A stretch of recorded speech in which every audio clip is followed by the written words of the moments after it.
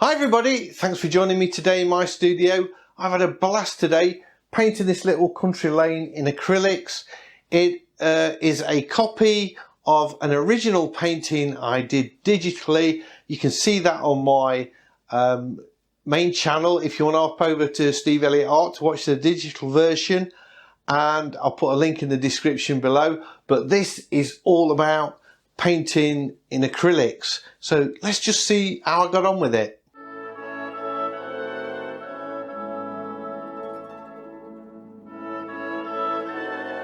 My original digital painting is in the corner there. That's what I'm using for reference. That's what I'm looking at. And you can see I'm starting off. I'm going to cover the whole canvas with a wash. So it's very much like doing watercolour. And I've got ultramarine blue with a little bit of burnt sienna going in there. And then this yellow is cobalt blue mixed with a little bit of lemon yellow. So I should say green. It's a green yellow really. And the only bit that I've sort of editing I've done at this stage is I've just cut out the bits where I'm mixing the paint, because you'll just see my head, so that's not too exciting. But apart from that, this is real time. This is the normal speed I'm going at. I've got a little bit of quinacridone violet mixed in with the ultramarine blue there. You can see I'm just sort of working out where I'm going to put the path. And I'm just using a 1-inch decorator's brush. Nylon brushes. In fact, all the brushes that I use on this, I went to a shop in the UK called WH Smith's, and I picked up a pack of really cheap acrylic paint brushes, because last time I did acrylic I was using my sort of more professional grade hog air brushes and stuff, and they were really clogging up with the acrylic, because acrylic dries really fast. So I thought I just need some cheap brushes that I can just wash out really, really quickly. And they're just nylon, and they're great. There's no airs coming off. I couldn't believe it, actually. There was less hassle than the hog air brushes, because there was no airs coming out of them or anything. I've got a bit of burnt sienna going in there, quite strong. Again, just mixed with water. I'm just wanting to get the canvas covered. Bit of ultramarine blue, maybe a bit of burnt umber in that now. Just sort of, you can see I'm not too worried about blending or anything. I'm just sort of scrubbing it in, making sure I get that all on. I really like acrylics. The last time I did acrylic, it made, because I've been painting digitally for the last couple of years. I've only just started painting with paint again just recently. And most of the painting I did before was watercolour painting. So when I got into the oil painting, I've forgotten how long you have to wait for everything to dry. And I'm so used to not waiting for anything to dry that I was getting a little bit frustrated. And then I tried the acrylics, and I thought, well, this is just so much more like painting digitally, because it dries so fast. So by the time I'd got this wash on, I had to wait about 5 minutes or so, and it was dry, and then I could start painting over it.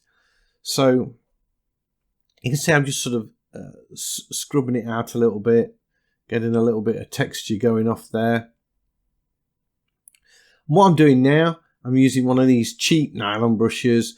I've got a mix of ultramarine blue, burnt umber, and I'm just sort of scumbling in some of the dark leaves, and I'm going to work over the old painting in this way.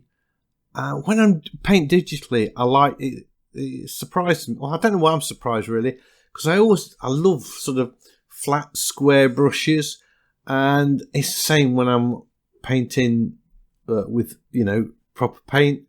I invariably like flat brushes rather than filbert brushes. So this is still quite transparent. You can see the colour glowing through underneath, because I intend to sort of build this up with lots of glazes, and I'm just going to start to speed it up a little bit, because otherwise this video is going to be 2 hours plus long.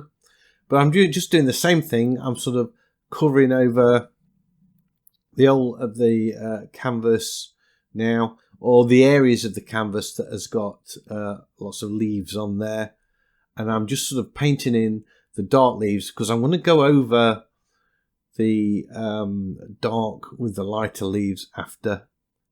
So I'm putting in the footpath. There's a couple of steps there, and then getting in some dark leaves. Just getting in all of those dark colours. Now it looks quite muddy on the video, but the painting, it's not, because I'm sort of placing colours next to one another. So I've got a sort of ultramarine blue with a little bit of quinacridone violet in one spot. Then I'll put a little bit of ultramarine blue, almost neat, next to it, and then ultramarine blue mixed with burnt sienna. And that, now I've got the whole area sort of covered. I'm sort of taking my time, and I'm thinking about putting this tree in the sort of focal point. And again, I'm just going to use this square brush at this point.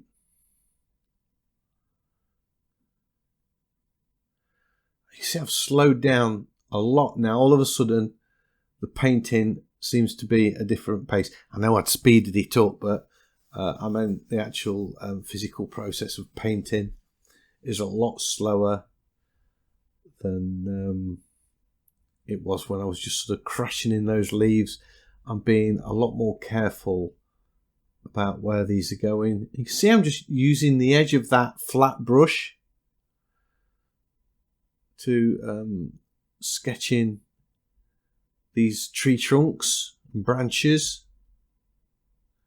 I do use a rigger a little bit later on to add some more branches, but at the minute the thicker ones I'm just happy to put in with this. I think I just couldn't be bothered to change my brush. Another thing about using acrylics, of course, is you don't need half as many brushes. All you need is 2 pots of water, one that you wash out any paint out of your brush with, and then you use the clean water to pick up clean water and mix that with colour. So you can keep working with one brush and keep your colour really nice and clean, which is not nowhere near as easy to do with oil paint as it is with acrylics. So as you can see, I'm really being very careful, taking my time, putting in the branches. And you notice I've changed the shape of the tree. The fork in it is a lot lower than the original tree in the digital painting, and that's deliberate. I felt that it just felt a little bit top heavy, and I wanted to shorten the trunk a little bit.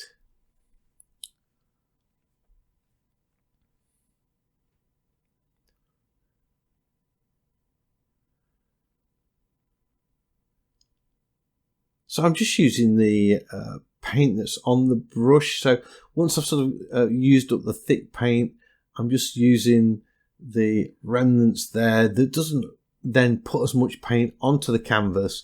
So I'm getting lighter looking branches a little bit higher up.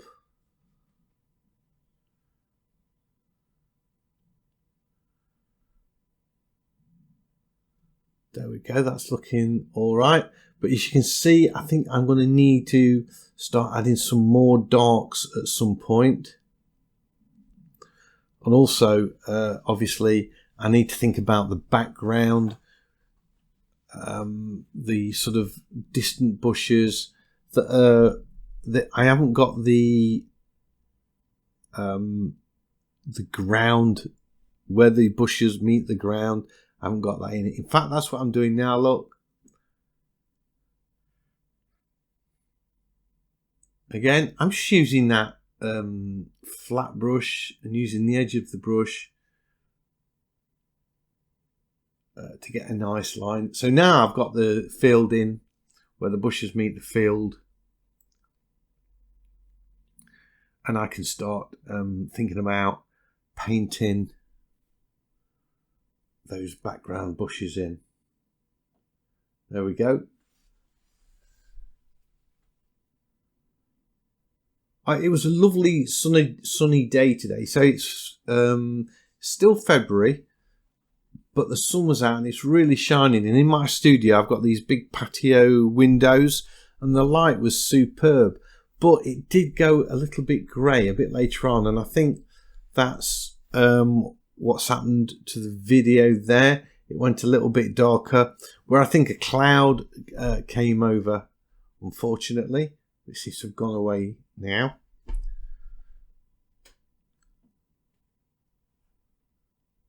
Also, you'll notice I've changed the colour palette quite drastically at this point compared to the digital painting. I felt the greens in the original painting were just too chemical looking and a little bit too vibrant. Although I do get some greens in here in a bit, and definitely some sort of lime greens, but not those vibrant greens that you see in the trees. They've pretty much gone. I'm just going to speed it up for a few seconds while I put in a darker layer of leaves. It's just a sort of a repeat process of the first stage of the painting. I'm just using darker colours, so less water, more pigment, and I'm using pretty much the three colours: ultramarine blue, quinacridone violet, and burnt umber. Just sort of putting in those dark areas you can see there going in, just making it, getting some really deep tones ready to overlaying in some brighter colours. So there we go, that's all of those darks gone in. Now, for the first time, I've used some white in my paint, and I've mixed it with the violet colour, a bit of white. So this is quite opaque, and I'm starting to paint that path in, and I am going to start painting into those darks now and sculpting away at those. There we go. You can see I'm sort of putting in the dappled light on the path, over painting these darks that have already gone in.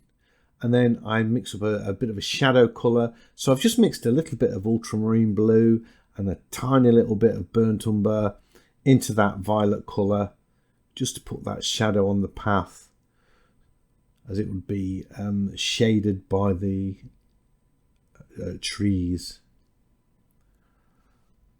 So some nice little delicate painting going off there. Then I think at this point, I decide to tackle that sort of mid-ground field. There we go. Getting that in now, look. Again, I'm still using the same brush. I've only used two brushes for this whole painting so far. That's the Decorator's 1-inch brush for the initial colour. And then I've used this flat brush, and that's it. That's all I've used. I am going to start changing that up a bit in a minute. And now I'm going to start putting in some lighter leaves that have fallen to the ground, and you'll see these going in again with this flat brush. I think the reason I changed in the end from just using this one brush all the time was that it was beginning to look a bit monotonous, that all of the leaves were the same size from the right in the foreground right to the background, and I needed to mix it up a little bit. So here I have actually finally changed the brush. I picked up a smaller filbert just to get in some of these lighter coloured leaves, and you can see I'm not going with at this point with the really vibrant colours that are in the digital painting.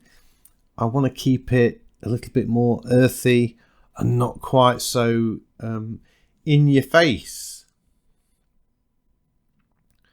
I noticed when I was doing this that I'm putting these leaves down and these colours, which are just sort of blobs of paint really, I'm not really concentrating how the ground is underneath, and it all looks a bit flat, and it looks like little dobs of colour on the canvas. So a little bit later on I do address that. I've just speeded this up a bit now because I'm just doing the same thing.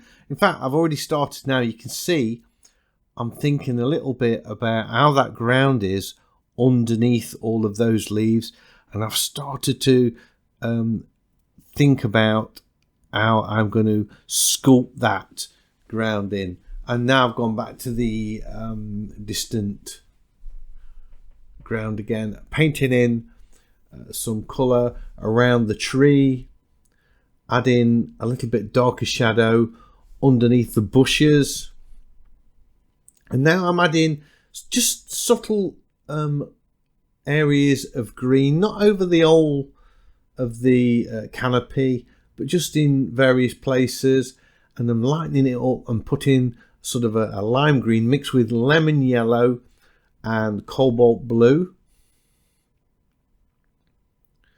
And I'm also using a little bit of a glazing compound, I think it is. Oh, it's not a compound. It's just sort of a Winsor & Newton glazing medium for acrylic. So although the cobalt blue and the lemon yellow is quite vibrant, because it's glazed over the darker colours, it's not too in your face.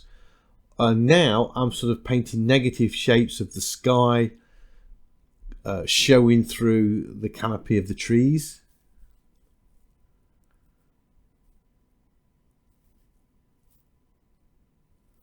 So we're starting to get thoughtful painting happening instead of just little dobs of colour, I suppose. Well, the whole thing's thoughtful really, but I'm just sort of concentrating more so. At some stages I'm just interested in getting colour on quick, and then at other times like now I'm really wanting to think about the shapes.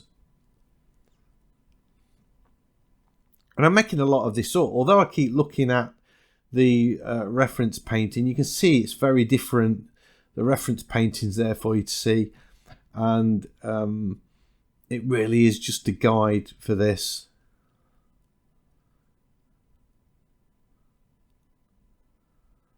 This little footpath, by the way, it just leads from a sort of a country lane up to an housing estate in the village of Castle Donington, where the Monsters of Rock Festival is held every year. And I used to live in Castle Donington. I don't anymore. I've moved away, but I do love the place, and it's just got such a vibrant atmosphere. A lot to do with the Monsters of Rock Festival, I suppose. But you wouldn't think this little lane. You could actually stand on this lane and listen to the bands performing at the rock festival.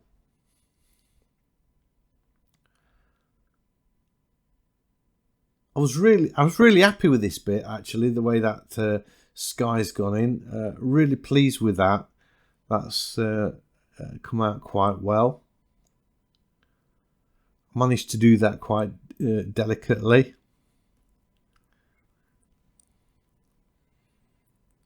Now I'm just putting a few highlights on that path, and then I'm just going to speed it up again, because once again it's just sort of repetitive painting, just like you've already seen, and I just don't want the video to be sort of 2.5 hours long really. At this point I've got all the main elements of the painting down, so it's really all about sort of concentrating on the light, getting the dappled light in there, making sure that everything makes sense, that you looking at the painting you could understand how that path winds round, and the what the leaves are covering up, and just making the whole thing sparkle and not look too dull where we've got those dark areas, so I'm adding some vibrant colours.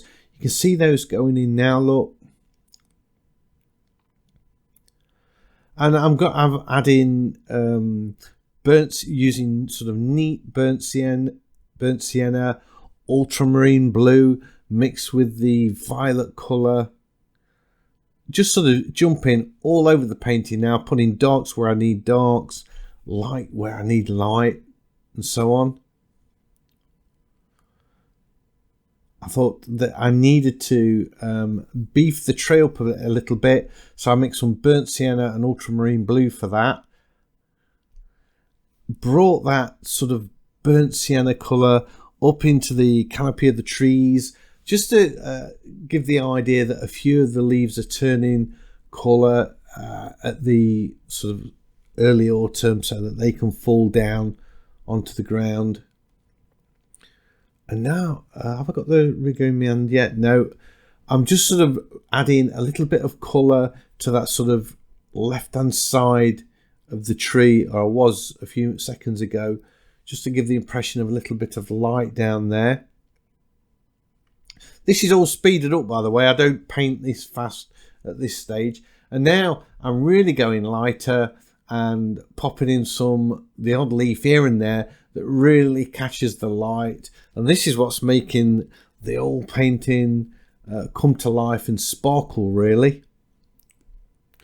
A lot of that is just lemon yellow mixed with white. And I also use some yellow ochre. I add yellow ochre into the mix. And then you notice I'm mixing up a bit of grey for the sort of path stones and chip-ins, and put that in there. And that was what I was talking about, where I was saying I wasn't really defining what was underneath all of those leaves, and that just needed to be thought out a little bit and resolved. So it's just lots of tweaking. I've picked up a rigger now, so I've got sort of a long thin brush, popping a few more branches in to that tree, look.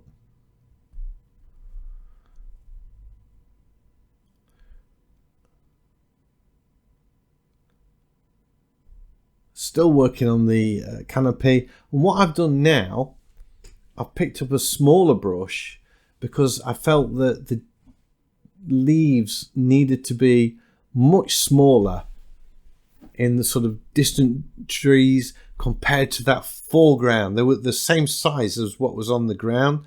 So I picked up this smaller brush and I mixed some of the glazing medium with some ultramarine blue and violet, and I've started to glaze over that.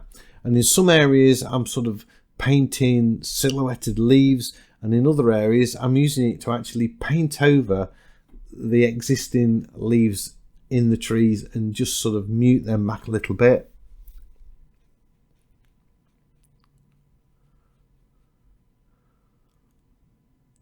So I'm just sort of adding lots of detail. All of a sudden I've gone into the detail stage of the painting, where I'm putting in detail all over it, and you can see it's way more detailed than the digital painting at this stage.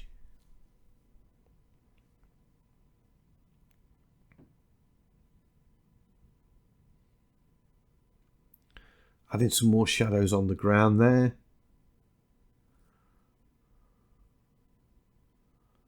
At no point did I use black in this, by the way. All of the darks are ultramarine blue, the violet and burnt umber. The three colours mixed together. And I do vary it. Sometimes I'm using more blue. Sometimes I'm using more of the violet, and sometimes more of the umber. So let's just take it back down again. Let's just slow the old painting down again now, just for the final stages. Now you can see how small this little brush is that I'm using, just to go in there and put in a few more leaves.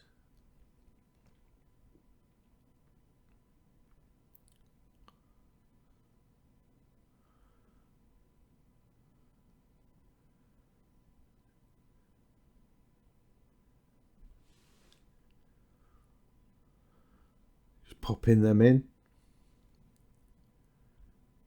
Sort of mixing the colour up. So I'm using lemon yellow with white and cadmium yellow with white and yellow ochre with white. So I'm sort of dipping into different colours all the time, so it's we get a nice variation on the painting. It's not just all one colour.